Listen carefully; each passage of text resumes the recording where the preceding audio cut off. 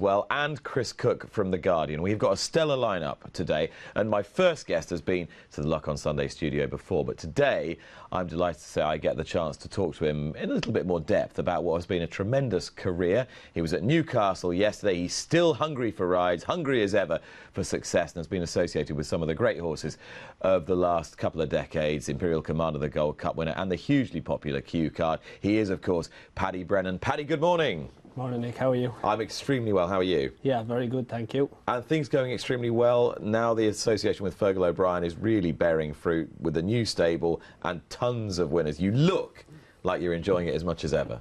Yeah, look, you always wanted, when you've tasted success like I have over the years, you're just hoping that them days come back, and I feel with this new yard, I can see doors opening that probably I haven't seen for a while.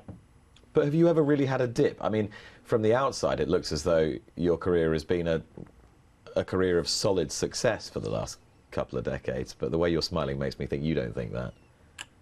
Yeah, look, I've been lucky with injury. I've been fortunate, but yeah, you're deep down. You're always looking for that one horse and the big days. Like you're always in awe of jockeys that have big days like yesterday. You still want to win Hennessy's. You still want to win Gold Cups. You've been to the party and you definitely want to go back.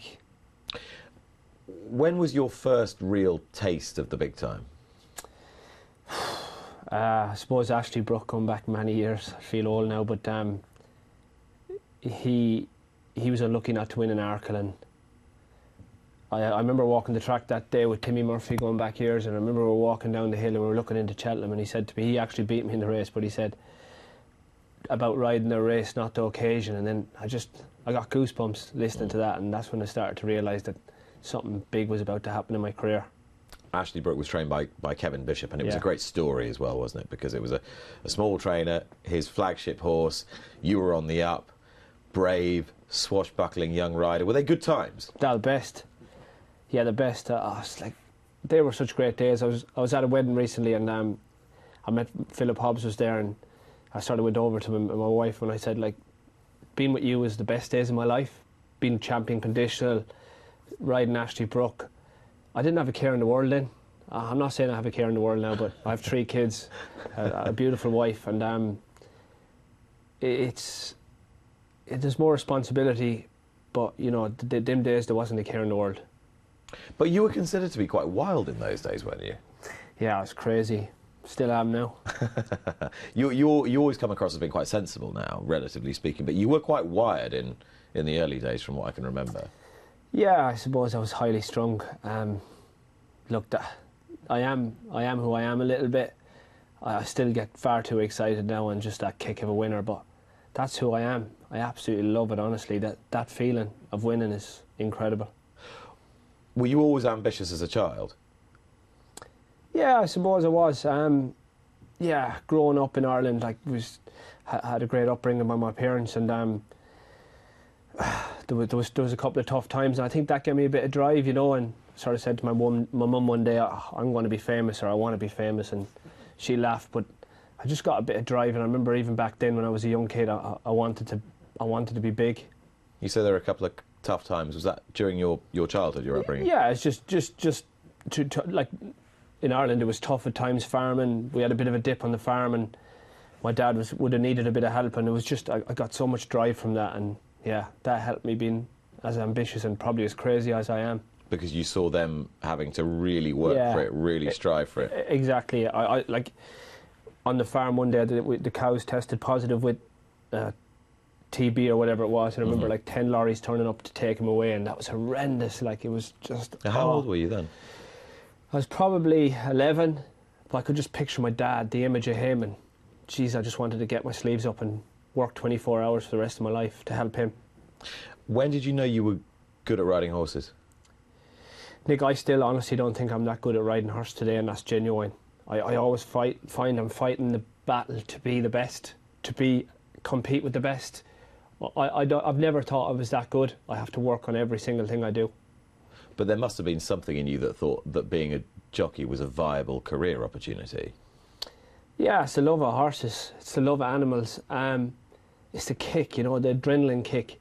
When you go out in a race, it's an adrenaline. You're free. You know, the person leads you up and they say best of luck, and for that next 5 minutes, not a care in the world. You're just out there, and it's crazy stuff. Anything can happen, but I love it.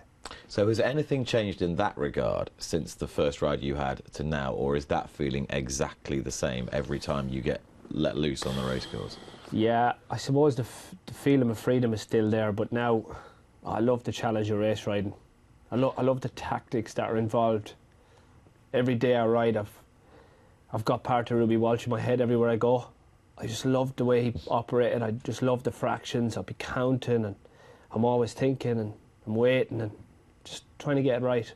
Love the saying of, you know, I ride to win. I don't ride not to lose, and I learned that from Ruby. I think he's the best jockey tactically I've ever ridden against. You spent a bit of time with him early on in your career, didn't you, when he was riding for Paul Nicholls as first jockey, and you were sort of in that neck of the woods and riding a little bit there?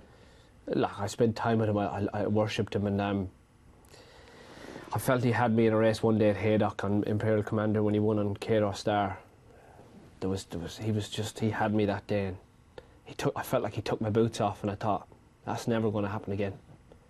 And I learned so much from him that day, and you know, great jockeys it's brilliant. You never stop learning. I remember Mick Cannan towards the end of his career said he was still learning, and I get that. It's just a brilliant game. But that day, the Betfair Chase you're talking about, Corto Star was in his pomp.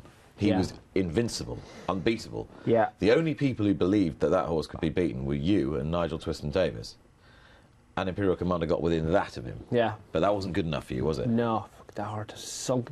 I remember going by the line, Ruby said, well done. He thought he was nailed, and it was a photo finish, and something that day, like from the sky, just stopped me punching the air, doing something like ridiculously stupid like I always do. And I was waiting for the photo, I was looking down the number, I was thinking, you know, happy days, just call it out there, lads, we've won this. And I promise you, they called the number, I looked down, I was like, for F's sake, you know, Jesus. It was like my stomach dropped, honestly. And the funny thing is, I remember I was working the paddock for Channel 4 that day, and they flashed up the photograph, and I was convinced that you'd won. Yeah. Convinced you'd won. Yeah, it was, you know what? You get into a tight finish, head down, bobber, did you win? You normally have an inkling. That day I thought I'd won. There's not many races I've thought I've won and I've lost. That's racing. There was no doubt that he won the Ryanair. There's no doubt that he also won the Cheltenham Gold Cup, and he beat Autostar and Denman in the Gold Cup that was billed as a match-up between those two Galacticos. How much did that mean to you? Yeah, Everton, it was a very special day. I can remember what I had for breakfast that day, honestly. It was just, Everton was smooth. I just had a great feeling about that day. And you know, what a horse. On that day at Cheltenham, I don't think I've ever ridden a better horse to put in a better performance. He was just unbelievable, and he was such an easy ride. Look at that. Silencing those who believed it was a match-up between the two horses.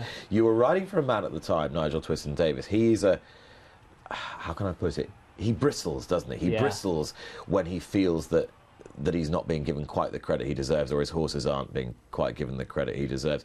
Were you and he a good match or not? Oh yeah, they were the best days.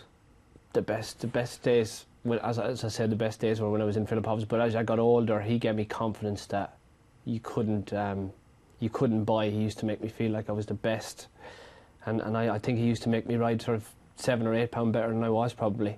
It was a good relationship. So why did it come to an end? He had a son who was a little bit better than me, and you know, obviously it's worked out well for Sam and Nigel now. Best of luck to them, but yeah, luckily for me, Fergal decided to tip on himself. You do seem to have found a way of moving on quite well in your career. When one door closes, you've found a way of opening another one. Yeah. Why do you think that is? Is it down to your innate drive, do you think? Yeah, you got to make it happen a bit, Nick, in racing or in any walk of life. You know, I just get up, and sometimes I have to get up earlier. I love getting up, you know, good and early, and yeah, there's always a door to open. That's the thing in life, I think. But you just got to open it sometimes. And also, I've been very lucky. You say you're lucky. Why? Just have been. To come across horses like Imperial Commander, English Dreamer, Q Card. Not every jockey gets that chance. You mentioned Ingles Dreamer. How was it riding for Andrew and Graham Wiley for a season or two? Oh yeah, it was like rocking up at Man City and walking out onto the pitch and just having a look around when you got in them colours. It was very special, and they were great days, a lot of pressure. Again, a stage in my career where I needed to deal with pressure, and I learned a lot from it. And he was a tremendous horse. Oh yeah, he was unbelievable. He was a human. Paisley Park reminds me a little bit of him, and like all brilliant 3 mile staying hurlers, you know, they have that way of racing. You can't constantly be travelling. You have to hit flat spots to get that oxygen in to get home. English Drever was an unbelievable horse. But he wasn't as popular as Q Card became. And when you got the ride on Q Card, yes, he was a popular horse, but he wasn't a great horse. And your association with him almost turned him into a household name and a real favourite and the horse that people wrote books about. Do you reflect on your association with him positively now? Yeah, I do now. You know, I'll never forget getting the call for Q Card to the late Bob Bishop, who believed in me, and you know, there was no pressure. He was going into a Charlie Hall, and he was coming on the back of a quiet season. And I remember driving up the motorway. I was thinking of this the other day, and I was going up the A1, and Colin Tizard was in the Range Rover, and we were passing him out. I had a driver, and Colin Tizard looked over. I remember showing him the racing post. Q Car was on the front, and I started pointing at him, going like this, as in that day we were going to win. But there was just a bit of. I felt no pressure. I just thought, you know, what a great time to get off him. But then my life was about to change for the next 2 years, I think. So you won the Charlie Hall. Yeah. You won the Betfair Chase. Yeah. He won the King George. Yeah. And you were on course for the £1 million. Yeah. And in the Gold Cup, he took a perler when he might well have won Don Cossack's year. You know, the more I think about it, the more I think he would have won. Not might have won. Yeah. That's, you know, it took a lot of it took me 2 years to recover from that, if I'm honest. Really? Yeah. Jesus, yeah. Dark days. But I look back on it now, and that's the ups and downs in life, and you know, my amazing family got me through it, yeah. Why do you think it was so hard for you? I mean, jockeys have difficult moments in their career. So many jockeys have fallen in high-profile races when they've been going well down the years. Why was it so difficult for you? Look, Nick, when you take responsibility for an action or a manoeuvre in life, you've got to live with it a little bit. Like, I felt like every day for 2 years I said to myself, I hate myself. Every day for 2 years? Yeah, but that's deep, you know, and here we are now, and it's the past, and I was so lucky to ride a horse like him. I know how intensely you feel about race riding, and that's what I love about talking to you, is that you feel so passionately and strongly about it, and you can't just park these as isolated incidents. But Nick, you know, the one advice I would give to anyone in life is talk about stuff. Don't just hide it, you know, because the more you let stuff out, the easier it is to deal with. Did you always get so affected by what you believed were your own errors in races? Yeah, but I could always handle it, because lads in the weight room know me. I throw everything, I do effing blind, but I'm letting it out. Sometimes I might have led it to a lad that had to suffer for my consequences. I hard on a younger jockey, or, you know, but I'm soft deep down. I care about people, and I care about everyone, and I don't want to hurt anyone, really. Okay, so was there a moment of redemption in the Q Card story? Or not? No. When I go to Hereford on Tuesday or Wednesday and I ride a bumper horse, and I think, Jesus, you could be that horse that gets me back to that stage, you know? That's the redemption I feel. So, a few months ago I interviewed the American jockey Mike Smith, and his defeat on Zenyatta in the Breeders' Cup Classic in 2010 clearly still haunts him. And he said to me, the weird thing is that had it not been for that, I probably wouldn't be riding now, because if she'd won, I'd have retired with her. Yeah. And as it transpired, he's ridden for another 10 years and has won just about every big race, and probably another however many $100 million along the way. Does that little moment of failure, does that little smidgen of failure actually spur you on for the next one? Do you think it's actually going to be net beneficial to your career by the end of it? I think it's definitely extended my career. Yeah, definitely. I love it, honestly. I love my job so much. I love riding horses. And you're right, it's probably made me more driven, more fierce, more determined to just get out there, and I've experienced other sides of life. Nothing scares me anymore. But isn't that in part getting to a certain age and having a wife and 3 children and so forth as well? Do you think it's not an accident, is it, that has also happened in your life? Yeah, actually, I've Lindsay's my wife. She deals with the ups and downs. She's a nurse. She's an amazing woman. But 3 lovely kids, as you know yourself, and you have 3 kids. So how old are they now? 1, 3, and 5. It's all action in our house at the moment. But it brings a bit of reality to life. Anyone that has children, but as soon as I walk out that door in the morning, yes, they're my kids, but there's only one thing on my mind: winning. And are you still as brave as you were, do you think? Probably braver. Really? Yeah. Physically braver? Yeah. Because, as I say, when you experience them dark days, nothing in life will scare you anymore than that. So every time you go out there, you feel completely in control. Invincible. And now you've got Fergal O'Brien, who feels invincible and who I'm really proud of, and I see massive, massive stage for him in his career. So just tell me about your relationship with Fergal. Yeah, it goes back obviously when I had the issue with Howard Johnson's, that I was getting the boot, if you like to call it. The first person I rang was Fergal O'Brien, because I was riding a lot for Nigel at the time when I was available, and I said, look, there's a fair chance I'll be out on the road in the next couple of weeks. Will there be a job there? And he said, look, it looks like there might be. Get in touch as soon as you know.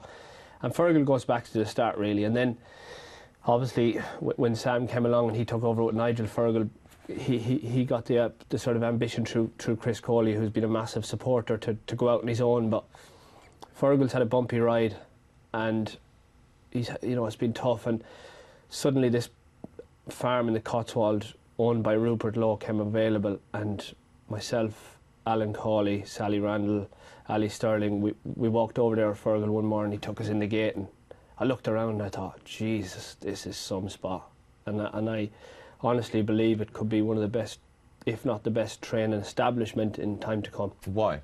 Just because of the gallops, the hill, the round gallop stables, the feel there at the minute. Honestly, you talk about age, you walk in that place, you feel 15. And do you think that'll keep you going for the foreseeable? Yeah. There's good young jockeys there coming through, but Fergal knows, and I know, he's got to hang on to me for a few years yet. And I'm not just going to be one of these jockeys that goes to races, riding the last race and say, that's it lads, I'm out of here. I'll continue to ride in bumpers. I will ride for as long as I possibly can. So is it the quest to find the next cue card that's spurring you on, or is it the quest to help Fergal O'Brien become champion trainer that's spurring you on? Probably help Fergal O'Brien become champion trainer. Do you think that's realistic? Absolutely. It's just going to take time, and it's such a good day for Emma Lavelle yesterday. I was so pleased for her and her team. But Fergal is sort of 5 years behind that at the minute. He's got lots of nice young horses that are going to take time, but he will get to that stage. But what he does do is he trains a lot of winners. He keeps keeping the scoreboard ticking over. Yeah, unbelievable trainer, and just, me and Alan Cawley, we keep a close eye over him a lot of times, and you go to a lot of yards, and I just feel everything he does at the minute, it's right. I look at things and I think, yeah, he's just brilliant, and his biggest attribute is with people. He can be up there on a Saturday morning and have 60 lads, 60 owners standing on the top of the gallop, and he loves it, and that is going to get him a long way in this game. I mean, you've ridden for Philip Hobbs, you rode for Paul Nicholls for a little while. You've ridden for Nigel Twiston-Davies, some of the great stables in the country. Yeah. So you're in a perfect position to judge the attributes of a trainer of horses and a trainer of people. Yeah. Do you believe he's got all those? Yeah, absolutely. Absolutely. He's got, I started with Paul Nicholls before I was in the yard when Cato Star turned up, and I was probably one of the first people to muck him out. And I remember them days in Paul Nicholls, and I watched him come through. Fergal O'Brien's on par with that. Is he? Just, you need that look to get the Cato Star or that owner to spend that money, but he ticks all the boxes for me. You can get me back in 5 years' time and say, you were right. Do you wish you'd hung around at Paul Nicholls a bit longer? Look, the opportunities had arisen. I got the vacancy came at Philip Hobbs's, and he made me champion conditional. I'll never, you can't regret that. They were, as I say, I went from Paul Nicholls to Philip Hobbs's, and they were great days. And Philip Hobbs he seems a very even-tempered guy. Probably suited you perfectly at the time. Yeah, the best. And I was so pleased to have. He had 3 or 4 winners at Cheltenham a couple of weeks ago, and I said to Richard Johnson walking down the show, I was genuinely so pleased for him, because there's no side to Philip Hobbs. Like, he is the best, and he's a great person, and I couldn't wish him anything but happiness and luck, because he deserves it. And do you feel a happy man when you walk into the weighing room now? Do you feel less... Geez, I'd say when I walk into that weighing room, there's jockeys there and say, oh no, he's here. But yeah, I feel happier getting on a horse. Feel happier. I just feel like I can compete with the best. But do you not think people now just look at you as a lovable eccentric rather than a complete lunatic?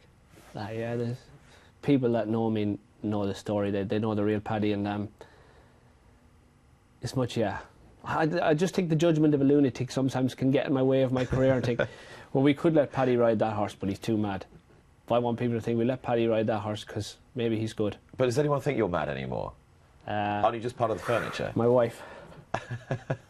Aren't you just kind of part of the game now? Yeah. You're sort of venerable.